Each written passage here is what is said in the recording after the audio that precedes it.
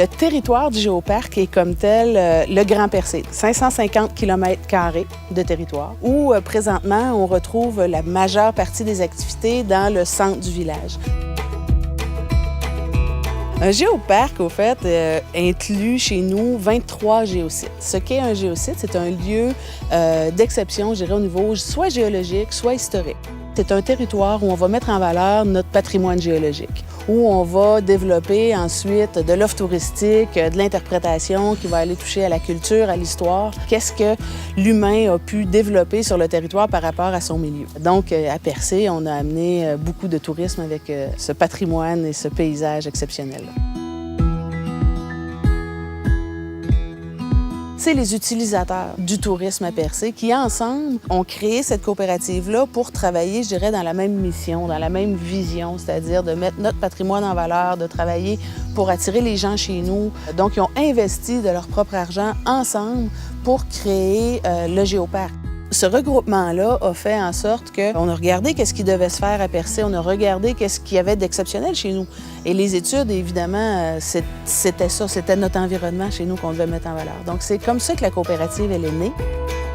Ce qu'on souhaite, c'est redévelopper, réinvestir dans le développement, refaire d'autres attraits, continuer cette évolution-là. La population, en général, va bénéficier de ce nouveau projet-là qui a été un projet collectif. Il y a une fierté pour les Gaspésiens de voir qu'on se développe chez nous. Et au-delà de ça, bien, il y a toute la clientèle touristique, je pense, qui arrive à Percé, puis qui sont fiers de voir que Percé aussi a quelque chose de nouveau à offrir. Est-ce que les gens partent pour venir voir le géoparc? Certainement. Les années vont nous démontrer si l'achalandage est augmenté puis que les gens viennent vraiment pour ça. De toute évidence, les touristes à Percé parcourent nos sentiers, découvrent notre géoparc.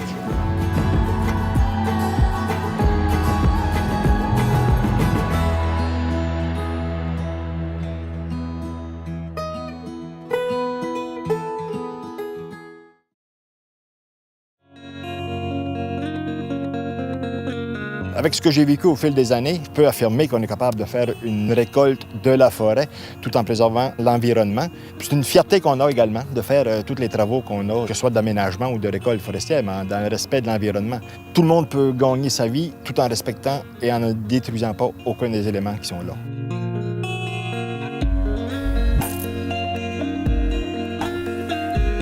La coopérative forestière de la Gaspésie est issue d'une fusion de 3 coopératives en 2013. Avec les coupures qu'il y avait dans le secteur forestier et dans l'aménagement forestier en particulier, c'était 3 entreprises qui étaient plus ou moins, puis je dirais plus, moins rentables que plus. Puis c'est là qu'on a décidé de se regrouper pour maintenir le niveau d'emploi qu'il y avait en région et également les conditions de travail de nos travailleurs. On a presque doublé le chiffre d'affaires en 5 ans. C'est ce qui fait que nos emplois sont plus consolidés, sont plus stables et qu'on peut maintenir le niveau de conditions de travail qu'on avait pour les travailleurs. Parce que c'est un peu notre mission aussi, de fournir du travail, mais pas à n'importe quel prix. On veut que ce soit dans les meilleures conditions possibles, tout en demeurant quand même une entreprise qui est rentable économiquement et viable aussi. Le fait de travailler pour une coopérative, ça a le double effet de, en quelque part, tu es un peu ton propre patron. Tu es décideur de qui les gens te représentent au niveau du conseil d'administration. Et à la fin de l'année, si l'année a été bonne, il y a un partage de profit qui se fait entre tous les travailleurs et la coopérative. C'est un double gain pour les travailleurs. Ce qui fait une force de la région aussi, c'est que les entreprises, on est capable de tous de se parler un à l'autre. On a des tables décisionnelles au niveau des travaux forestiers où tous les intervenants sont présents, que ce soit les pêcheurs, les chasseurs, tout ce qui gravite autour de la forêt, puis chacun fait son travail dans le respect des autres. Puis c'est ce qui fait qu'on va maintenir une belle région.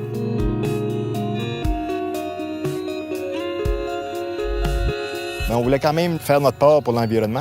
Donc, on a acheté un certain nombre de crédits carbone. On reboise quand même 1,5 million de plants annuellement. Mais au-delà de ça, on fait quand même notre part pour les crédits carbone. Et moi, je pense que la coopération peut faire un grand bout de chemin au niveau de la planète pour permettre aux communautés de se développer. Puis nous, on y croit à cette formule-là. Puis je suis convaincu qu'au fil des années, ça va être un élément majeur pour le développement. Un partage de la richesse au niveau mondial.